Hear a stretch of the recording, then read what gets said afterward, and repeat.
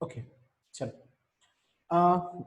काल जो व्हिडिओ तुम्हाला पाठवला होता त्या व्हिडिओमध्ये आपण 11th सिलेबसमधला second chapter systematics of living ऑर्गॅनिझमला सुरुवात केली होती. आणि मला वाटते या चॅप्टरमध्ये आपण 4 कन्सेप्ट काल डिस्कस केल्या. पहिली कन्सेप्ट मी तुम्हाला सांगितली होती सिस्टमॅटिक, दुसरी टॅक्झॉनॉमी, क्लासिफिकेशन आणि 3 डोमेन क्लासिफिकेशन. आता जेव्हा हे सिस्टमॅटिक्स आणि क्लासिफिकेशन ऑफ ऑर्गॅनिझम प्रोसीड होत गेलं तेव्हा प्रोसीड होत असताना काही पर्टिक्युलर सायंटिस्ट जे होते त्यांनी टॅक्झॉनॉमीचा स्टडी केला.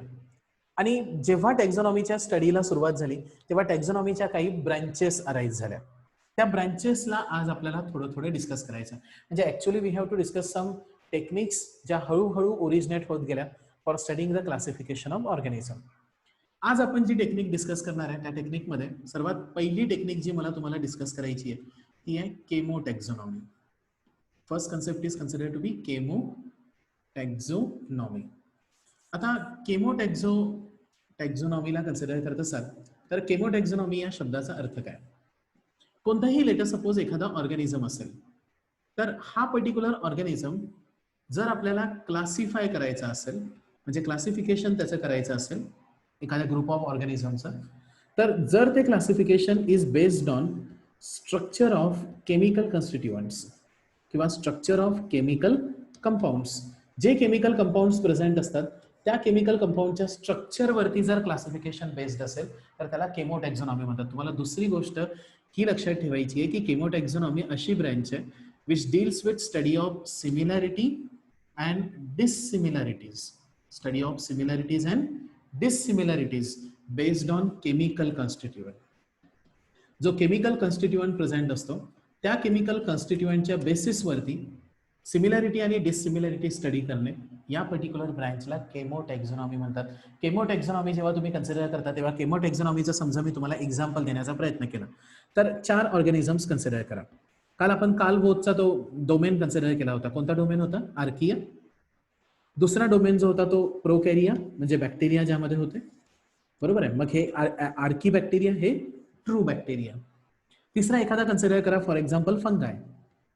आणि चौथे लेट अस सपोज कन्सिडर करा प्लांट्स. मग आता समजा मला यांना केमोटॅक्झॉनॉमीने डिवाइड करायचं असेल तर मी क्रायटेरिया घेतो सेल वॉल. सेल वॉल कशापासून बनली आहे?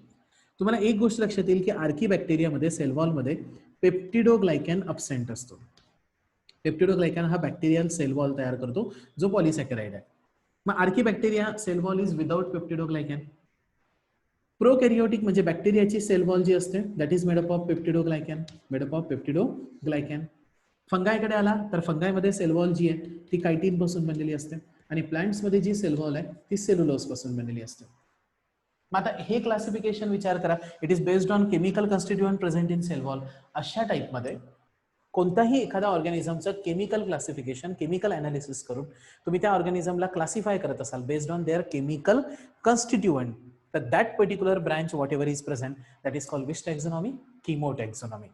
केमोटॅक्झॉनॉमी नंतर कन्सिडर करत असाल तर टॅक्झॉनॉमीमध्ये एक ऍडव्हान्स ब्रँच डेव्हलप झाली. That branch is called numerical taxonomy. Which taxonomy? Numerical टॅक्झॉनॉमी. आता न्यूमरिकल टॅक्झॉनॉमीला कन्सिडर करत असाल तर या ब्रँचला देणारा सायंटिस्ट जे होते ते सोकेल आणि स्मिथ होते. सोकेल आणि स्मिथ. आता स्नोकेल आणि स्मिथ या 2 सायंटिस्टकडे जेव्हा तुम्ही येता तेव्हा त्यांनी न्यूमरिकल टॅक्झॉनॉमी जी प्रपोज केली ती प्रपोज करताना त्यांनी असं सांगितलं की आपण नेहमी क्लासिफिकेशन करत असताना सब्जेक्टिव्ह इव्हॉल्युशन करतो. आता सब्जेक्टिव्ह इव्हॉल्युशन या शब्दाचा अर्थ काय? तर आपण एक एक कॅरेक्टर घेतो आणि ते कॅरेक्टर स्टडी करतो. सोकेल आणि स्मिथ यांनी सब्जेक्टिव्ह इव्हॉल्युशनला स्टडी दिला, इम्पॉर्टन्स दिला नाही. त्यांनी जो इम्पॉर्टन्स दिला तो क्लस्टर अनालिसिसला दिला. मग आता क्लस्टर अनालिसिस या शब्दाचा अर्थ काय? तर सगळे कॅरेक्टर्स एकाच पॉइंटमध्ये स्टडी करायचे. याला स्टडी करत असताना सोकेल आणि स्मिथने काय केलं तर स्नोकेल आणि स्मिथने जे कॅरेक्टर्स होते ना त्या कॅरेक्टर्सला नंबर्स असाइन केले आणि ते नंबर्स जे कोड जे असाइन केले त्याला त्यांनी कॉम्प्युटर टेक्निक असाइन केली म्हणजे कॅरेक्टर शोधण्यासाठी. मग कॅरेक्टरला नंबर देणे, कॉम्प्युटर एड प्रोसेस करणे, याला त्याचा मॅथमॅटिकल किंवा न्यूमरिकल जो होता तो न्यूमरिकल अल्गोरिदम त्यांनी डेव्हलप केला. Numerical algorithm. आणि त्यामुळे न्यूमरिकल अल्गोरिदम आल्यामुळे एकाच वेळी थाउजंड्स ऑफ कॅरेक्टर स्टडी करणं पॉसिबल झालं. मग ही जी न्यूमरिकल टॅक्झॉनॉमी आहे ती डील काय करते की ऑर्गॅनिझमचे जे कॅरेक्टर्स असतील त्या कॅरेक्टरला नंबरच्या लँग्वेजमध्ये कन्वर्ट करते. फॉर एक्झाम्पल तुम्ही कॉम्प्युटरकडे आला तर कॉम्प्युटरमध्ये तुम्हाला माहिती असेल 0101 लँग्वेज असते बघा. मग त्याचा तो अल्गोरिदम त्यांनी त्या कॅरेक्टरचा तयार करून ठेवला. मग इथून पुढे तुम्ही एखादा कॅरेक्टर टाकला कॉम्प्युटरमध्ये तर डायरेक्ट तुम्हाला हे सगळे कॅरेक्टर कोणते ऑर्गॅनिझम दाखवतात हे कंपॅरेटिव्ह फॉर्ममध्ये कळायला लागलं. ऑफकोर्स क्लासिफिकेशन आणि सिस्टमॅटिकचा स्पीड वाढला. ही जी टॅक्झॉनॉमी होती जी न्यूमरिकल अल्गोरिदम वरती बेस्ड होती ती देण्याचं काम सोकेल आणि स्मिथ यांनी केलं. That taxonomy is called numerical taxonomy. मग मी आता तुम्हाला दोन ब्रँचेस सांगितल्या. केमिकल कॉन्स्टिट्युएंटच्या बेसिसवरती तुम्ही ऑर्गॅनिझमला क्लासिफाय करत असाल तर त्याला किमो टॅक्झॉनॉमी म्हणतात. आणि जर तुम्ही कॅरेक्टर्स जे स्टडी करताय त्या कॅरेक्टरचा न्यूमरिकल अल्गोरिदम तयार करत असाल तर त्याला न्यूमरिकल टॅक्झॉनॉमी म्हणतात. याच पिरियडमध्ये टॅक्झॉनॉमीची तिसरी ब्रँच अराईज झाली. टॅक्झॉनॉमी मध्ये जी थर्ड ब्रँच ओपन अप झाली दॅट पर्टिक्युलर ब्रँच नाही म्हणता येणार पण तुम्हाला तो diagrammatic study of you can say that phylogeny होता. आणि त्या डायग्रामॅटिक स्टडीला क्लॅडोग्राम म्हणतात. आता क्लॅडोग्राम या पर्टिक्युलर पॉइंटकडे जेव्हा तुम्ही येता तेव्हा cladogram is considered to be a hypothetical diagram. Hypothetical diagram. आणि ही जी हायपोथेटिकल डायग्राम ड्रॉ केली जाते ती दोन पर्पजसाठी ड्रॉ केली जाते. First one to study relationship, एकमेकांमधली रिलेशनशिप स्टडी करण्यासाठी. आणि second one to study about की त्यांना सगळ्यांना कॉमन अँसेस्टर प्रेझेंट आहे का, whether they have common ancestor. मग कॉमन अँसेस्टर आणि रिलेशनशिप असणारी जी डायग्राम ड्रॉ केली जाते दॅट इज कॉल्ड क्लॅडोग्राम. म्हणजे for example let us suppose consider करा की मी इथे कन्सिडर करतो की मी क्लासिफिकेशन स्टडी करतोय आणि तो क्लासिफिकेशन स्टडी करत असताना काल बोसने काल आपल्याला सांगितलं होतं की डोमेन्स तयार झाले.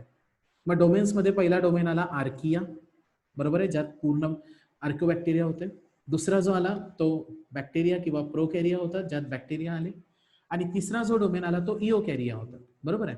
आणि त्या इओकॅरियापासून मग 4 किंगडम्स अराईज झाले, प्रोटिस्टा, फंगाय, प्लॅन्टी आणि ॲनिमेलिया. अशी जर डायग्रामॅटिक रिप्रेझेंटेशन असेल ना तर याला क्लॅडोग्राम म्हणतात. तुम्हाला क्लॅडोग्राम काय सांगतो, या क्लॅडोग्राम मध्ये तुम्हाला एक गोष्ट लक्षात येत असेल की किंगडम प्रोटिस्टा, फंगाय, प्लॅन्टी आणि ॲनिमेलिया यांचा अँसेस्टर कॉमन आहे. आणि तो अँसेस्टर कोणता कॅरिओट आहे, इओकॅरिओटिक कोणता तरी ऑर्गॅनिझम असणार आहे. एखादा पर्टिक्युलर ऑर्गॅनिझम जेव्हा तुम्ही स्टडी करता तेव्हा त्या ऑर्गॅनिझमची टिपिकल ब्रँचिंग पॅटर्न मध्ये डायग्राम काढणे, त्याची रिलेशनशिप काढणे, त्याचा कॉमन अँसेस्टर काढणे, या पर्टिक्युलर प्रोसेसला क्लॅडोग्राम प्रोसेस म्हणतात. पुढची जी टेक्निक तुम्हाला डिस्कस करायची आहे ती टेक्निक रिलेटेड विथ क्लासिफिकेशन आहे. त्याला ऑर्गॅनिझमची फायलोजेनी ड्राउन आउट करणे म्हणतात. आता एखादा पर्टिक्युलर ऑर्गॅनिझम असेल तर त्याची फायलोजेनी काढणे या शब्दाचा अर्थ काय, तर त्या particular ऑर्गॅनिझमची evolutionary relationship find out करणे. Evolutionary relationship. मग एखाद्या पर्टिक्युलर ऑर्गॅनिझमची इव्हॉल्युशनरी रिलेशनशिप काढणे त्याला त्याची फायलोजेनी काढणे म्हणतात. मग ही इव्हॉल्युशनरी रिलेशनशिप जी आहे ती मे बी कंपॅरेटिव्ह मॅनरने काढतात किंवा it will be use according to changes which are taking place in evolution. Evolution मध्ये जे चेंजेस होत गेले किंवा जे कंपॅरिझन असतील त्या कंपॅरिझनच्या बेसिसवरती त्या ऑर्गॅनिझमची फायलोजेनी काढली जाते. मग आता मी तुम्हाला सांगितलं फायलोजेनी म्हणजे त्या ऑर्गॅनिझमची इव्हॉल्युशन पिरियडमध्ये झालेले चेंजेस किंवा इव्हॉल्युशनरी रिलेशनशिप काढणे. आता फायलोजेनेटिक किंवा इव्हॉल्युशनरी रिलेशनशिपचं सर्वात बेस्ट एक्झाम्पल सांगायचं असेल तर ती RH विटेकर यांनी प्रपोज केलेली सिस्टीम आहे. तुम्ही RH विटेकर यांच्याकडे जर आला तर RH विटेकर यांनी जी प्रपोज केलेली सिस्टीम होती ते 5 किंगडम क्लासिफिकेशन होतं. आणि 5 किंगडम क्लासिफिकेशन मध्ये ऑफकोर्स RH विटेकरने प्रत्येकाची इव्हॉल्युशनरी रिलेशनशिप स्टडी केली and that particularly best example RH Whittaker की 5 किंगडम क्लासिफिकेशन रिलेटेड विथ जेनी फायलोजेनी. आता मला सांगा पहिली केमो टॅक्झॉनॉमी, दुसरी न्यूमेरिकल टॅक्झॉनॉमी, त्याच्यानंतर diagrammatic hypothetical diagram that is called cladogram regarding with common ancestor.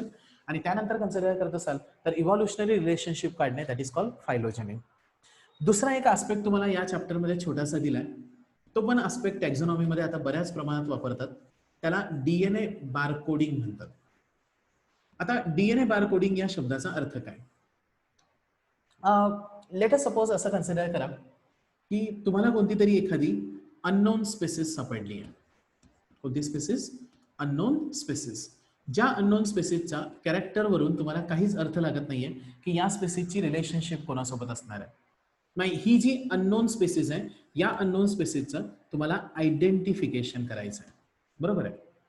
मग आता हे करत असताना डीएनए बारकोडिंग मध्ये काय करतात, तर जी अननोन स्पेसिस आहे त्या अननोन स्पेसिसचा डीएनए सिक्वेन्स काढतात, ज्याला डीएनए बारकोड म्हणतात. डीएनए काय तयार करतात, बारकोड.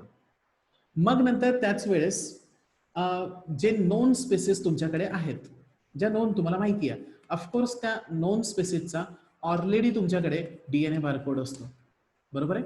नॉन स्पेसिसचा डीएनए बारकोड असतो. मग या अननोन स्पेसिसचा डीएनए बारकोड आणि नोन स्पेसिसचा डीएनए बारकोड यांच्यामध्ये मॅचिंग केली जाते, आणि ही मॅचिंग करून ही जी अननोन स्पेसिस तुम्हाला सापडली आहे ती आयडेंटिफाय करण्याचा प्रयत्न केला जातो, याला डीएनए बारकोडिंग म्हणतात. मग डीएनए बारकोडिंग मध्ये काय केलं जातं, तर डीएनए बारकोड वापरले जातात to identify the unknown spaces.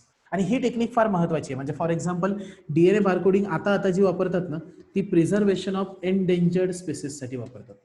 Preservation of endangered species. Endangered species याचा अर्थ अशा स्पेसिस ज्या इव्हॉल्युशन मधून हळूहळू बाहेर पडतात, त्या स्पेसिसच्या प्रिझर्वेशनसाठी डीएनए बारकोडिंग वापरतात. दुसरं कन्सिडर करत असाल तर preservation of natural resources. Natural resources जे आहेत त्या नॅचरल रिसोर्सेसला प्रिझर्व्ह करण्यासाठी ही टेक्निक वापरतात. या टेक्निकचं ऍप्लिकेशन ॲग्रिकल्चरमध्ये सुद्धा आहे.